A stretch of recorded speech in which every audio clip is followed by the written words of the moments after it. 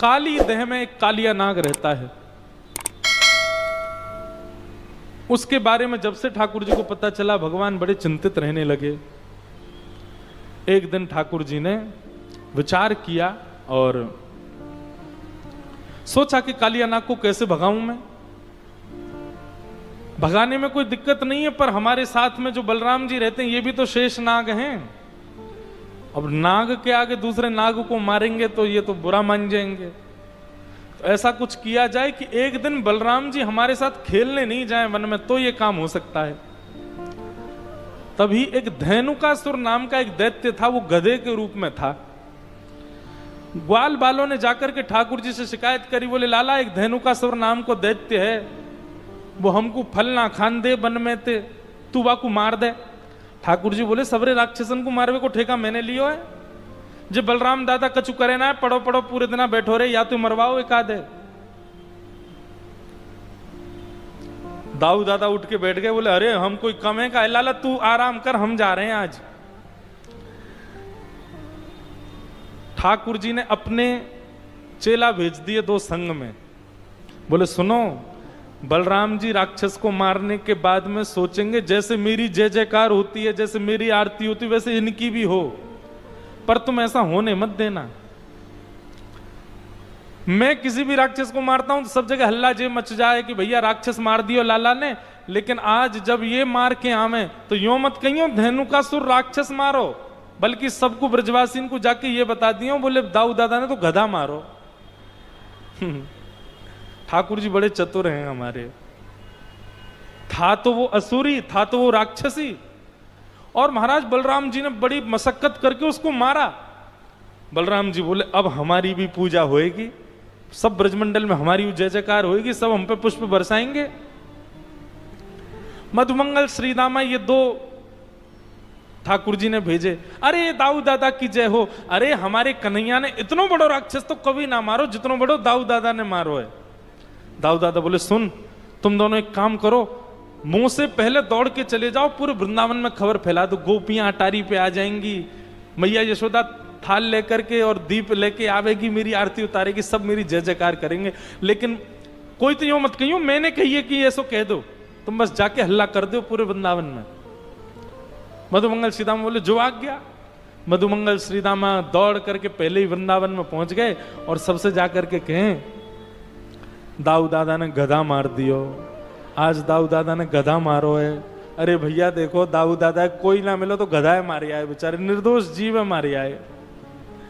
दोनों ने जाकर के ऐसी बात कर दी।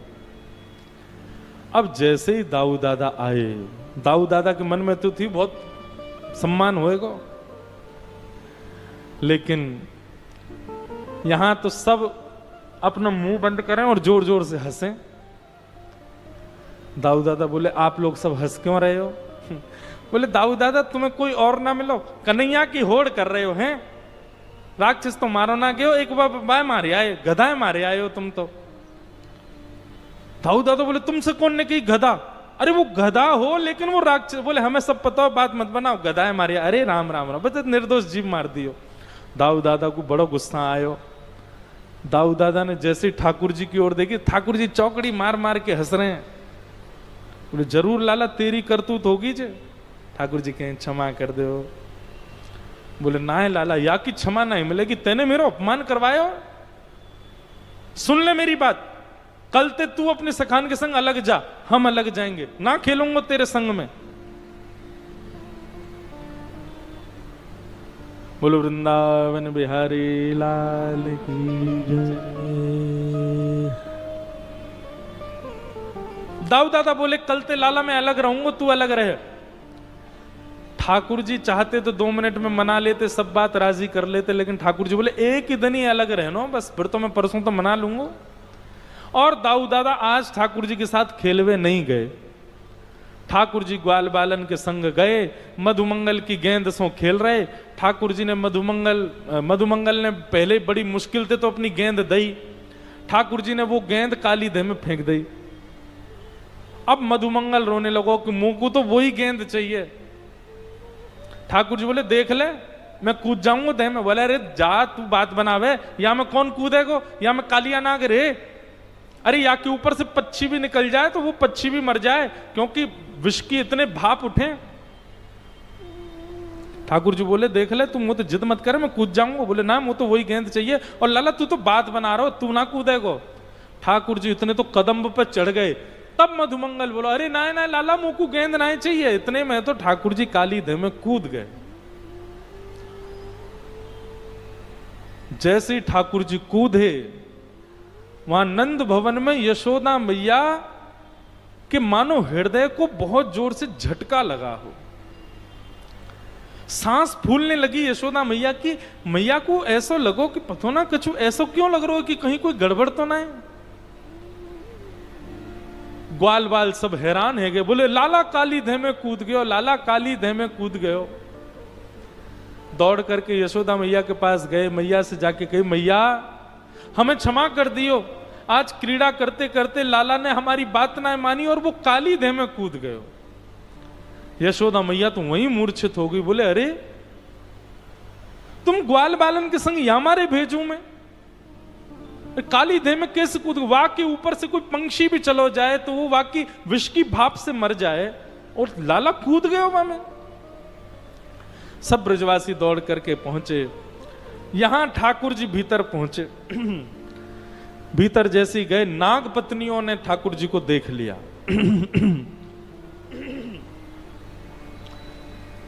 नाग पत्नियों ने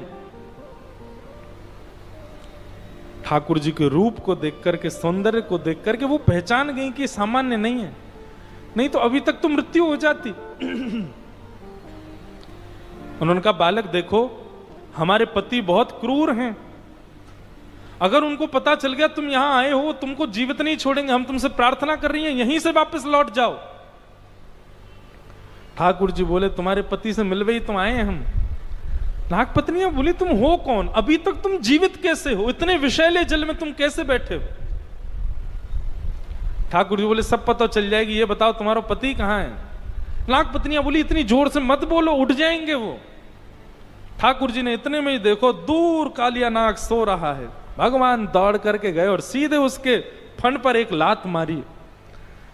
जैसे ही लात मारी, इतने में ही महाराज विशाल कालिया नाग, हजारों फन हैं उसके, खड़ा हो गया ठाकुर जी के सामने। और जैसे ही उसने ठाकुर जी को मारने के लिए फन नीचे किया, भगवान थोड़े पीछे हो गए तो फन आकर के भगवान के चरणों में लगा। भगवान बोले अब तेरी मृत्यु टल गई, आया तो था मैं तुझे मारने तक, तेने मुंह प्रणाम कर लियो, अब तो मारूंगा नहीं मैं, लेकिन सबक तो तुझे सिखाऊंगा। कालिया नाग बोला ये बालक जीवित कैसे है? ठाकुर जी बोले इन सब में विचार मत करे। तुरंत ठाकुर जी कालिया नाग के फण के ऊपर चढ़ गए, और जिस फण को वो निकालता है भगवान को डसने के लिए, ठाकुर जी उसी फण पर अपना चरण रखते हैं। इतनी द्रुत गति से भगवान कालिया नाग के सिर पर कूद रहे हैं, यहां से वहां। आकाश में खड़े देवता जब इस लीला का दर्शन करते हैं, उनको लगता है ठाकुर जी नृत्य कर रहे हैं। इंद्र ने मृदंग उठा लिया, ब्रह्मा जी कांसा बजाने लगे, नारद जी वीणा बजाने लगे, सरस्वती आलाप देने लगी, तांडव नृत्य ठाकुर जी कर रहे हैं, और आकाश में देवता गंधर्व बन करके गीत गा रहे हैं।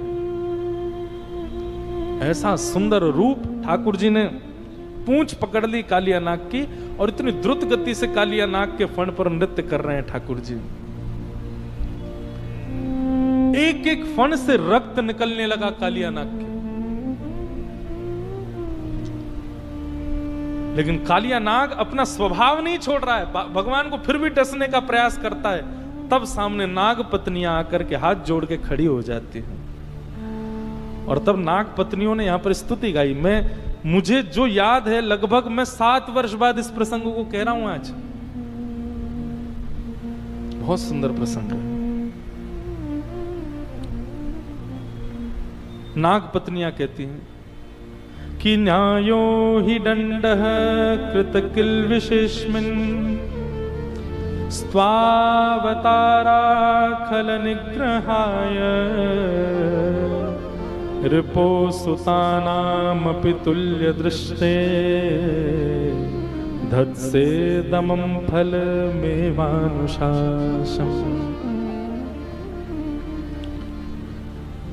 हे नाथ,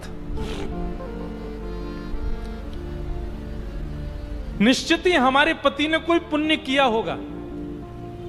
क्यों? क्योंकि आपके चरण कमल किसी को सामान्यतः प्राप्त नहीं होते। भगवान के अनावृत चरणों का स्पर्श सबको प्राप्त नहीं हुआ, पर धन्य है हमारे पति कालिया नाग कि उन्होंने निश्चित ही कोई पुण्य किया होगा जो आपके चरण कमल उनके सिर पर विराजमान हो गए हैं। हे नाथ, आप हमारे पति को मुक्त कर दीजिए। भगवान बोले क्यों मुक्त कर दूं? एक कारण बता दो कि मैं इसको मुक्त कर दूं।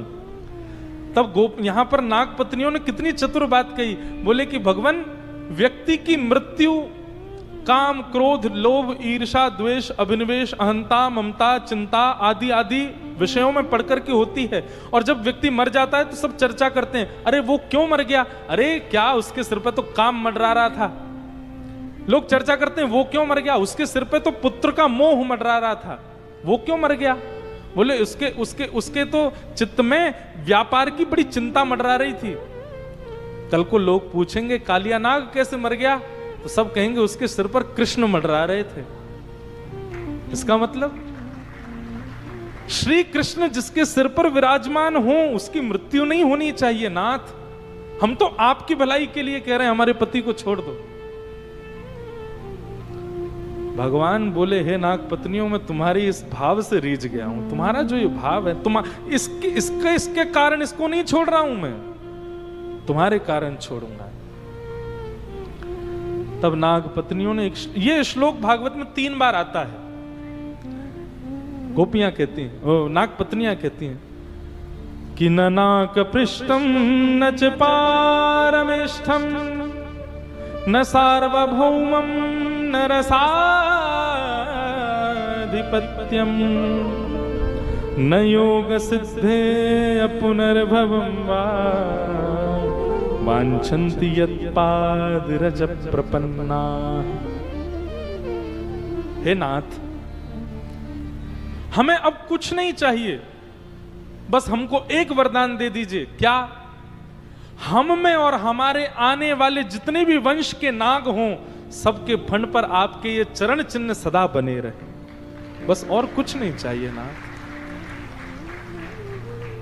नागों के फण पर जो चिन्ह दिखाई देता है ये श्री कृष्ण के चरणार विंद हैं। ये नाग पत्नियों के द्वारा वरदान मांगा है। वांछन्ति यत् पाद रज प्रपन्नाः। हे ठाकुर जी, आपके केवल चरण चिन्ह हमारे सिर पर सदा के लिए अंकित हो जाएं, हमें और कुछ नहीं चाहिए। भगवान उन नाग पत्नियों से इतने प्रसन्न हो गए। बंधुओं, एक बात मैं कहूं, आपत्ति कालीन गृहिणी परीक्षा। व्यक्ति के जीवन में आपत्ति काल जब आता है तब उसकी पत्नी ही उसको बचा सकती है। वो व्यक्ति हार जाएगा, वो व्यक्ति निश्चित है फेल हो जाएगा जिस व्यक्ति की पत्नी ने उसके अंतिम समय में या फिर उसके कठिन समय में उसका साथ नहीं दिया। हमारी एक प्रार्थना है, जितनी भी माताएं बहनें बैठी हैं, माताओं का हृदय इतना कोमल होता है, वो जरा सी बात पे भावुक हो जाती हैं। आप हो जाया करो भावुक, लेकिन जब विषम परिस्थिति आ गई हो परिवार में और विशेष रूप से पति के ऊपर, उस समय कैसे भी करके आप अपने आप को संभाल लीजिएगा, रोइएगा मत। उस समय आप यदि स्तंभ होकर के खड़ी हो गई तो आपके पति को कोई कुछ नहीं कह सकता, यह बात निश्चित है। भगवान इस बात को कहते हैं यहां पर, बोले कालिया नाग की सामर्थ्य नहीं कि वो मेरे हाथ से बच जाए, केवल आप लोगों की वजह से बच रहा है। तो भगवान कहते आपत्ति कालीन गृहिणी परीक्षा। व्यक्ति के विषम परिस्थिति में उसकी गृहिणी का तप ही उसको बचाएगा, उसकी पत्नी का बल ही उसको बचाएगा। इसलिए परिवार में कभी विषम परिस्थिति आए, पति के ऊपर विषम परिस्थिति आए, उस काल में उस समय पर गृहिणी बस अपने आंसुओं को सुखा दे। उस समय रोए ना, उस समय विचलित होए ना, उस समय खड़ी हो जाए एक स्तंभ के भांति, एक पत्थर के भांति, और उस समय बुद्धि विवेक का ध्यान रखे। उसके पति को कोई भी हरा नहीं पाएगा उस समय पर। शास्त्रों में आज्ञा लिखी है, कितना भी बड़ा तप कर लो, कितना भी बड़ा जप कर लो, कितनी भी बड़े अनुष्ठान कर लो, आप सूर्य को उदय होने से कभी नहीं रोक सकते। सूर्य तो उदय होगा, लेकिन केवल और केवल पतिव्रता नारी में यह सामर्थ्य है, यदि वो सूर्य को आज्ञा कर दे कि आज उदय मत होना, तो सूर्य भी उदय नहीं होगा, यदि नारी पतिव्रता है तो। एक कथा आती है शास्त्रों में, एक पतिव्रता नारी थी, उसके पति को श्राप दे दिया कि सूर्य उदय होते तुम्हारे पति का वध हो जाएगा, तुम्हारे पति की मृत्यु हो जाएगी। पतिव्रता नारी थी, रात में ही आसन पर बैठ गई और सूर्य नारायण भगवान से कह दिया, उदय हो मत जाना, यदि मेरा पातिव्रत धर्म हो, उदय नहीं होगे। 7 दिन तक अंधेरा रहा, सूर्य उदय हुआ ही नहीं। फिर जिसने श्राप दिया उसने आकर के पत्नी के चरणों में आकर के नाक रगड़ करके क्षमा मांगी। क्यों? 7 दिन तक सूर्योदय नहीं हुआ, पृथ्वी पर हाहाकार मच गया, लोग मरने लगे। सूर्य उदय यदि रोज नहीं होगा तो एक ऐसी वायु में कीटाणु आ जाएंगे जो जिनका हम केवल ले भर लें तो उसी मात्र से मृत्यु हो जाएगी।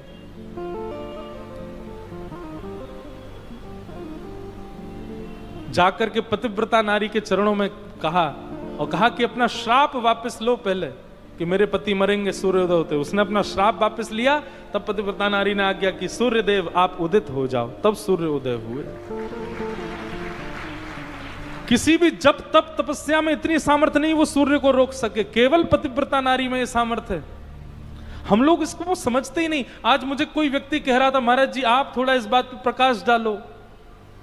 विवाह होने के बाद में यहां पर भी उल्लासनगर में भी, उल्लासनगर नहीं सब जगह ही हो रहा है, आजकल विवाह टिक नहीं पा रहे हैं। लोग बाग ये सैक्रिफाइस नाम की वस्तु बनाई क्यों है संसार में? सबको करना पड़ता है। आज के युवा में, आज के व्यक्ति में सहन शक्ति खत्म हो चुकी है। अरे हमारी माता पिताओं ने भी सहा है, हमारे दादा परदादाओं ने भी सहा है, सब सहते हैं। जब कोई व्यक्ति आपके अति समीप में रहता है, दोष उसमें दिखता है। दूध का धुला संसार में कोई नहीं होता, पर उस दोष के कारण आप उसका त्याग कर दो, ये उचित नहीं है। आप अपने पत्नी व्रत, अपने पति व्रत का पालन करो, वो चाहे जैसा हो। मैं सदैव कथा में कहा करता हूं, यदि पति दूषित है और पत्नी अपने पति के प्रति पतिव्रता पालन करती है तो उसके पातिव व्रत से वो एक दिन सुधर जाएगा। पत्नी के चित्त में कोई कुसंगता है या कोई दूषितता है, पति यदि अपने पत्नी व्रत का पालन करे तो उसके पत्नी व्रत से पत्नी सुधर जाएगी। थोड़ा समय तो दीजिए, या वर्ष 2 वर्ष बाद ही हम लोग अलग हो जाते हैं। ये विदेशी कल्चर क्यों आ रहा है हमारे भारत में? थोड़ी सहनशीलता बढ़ाइए अपनी।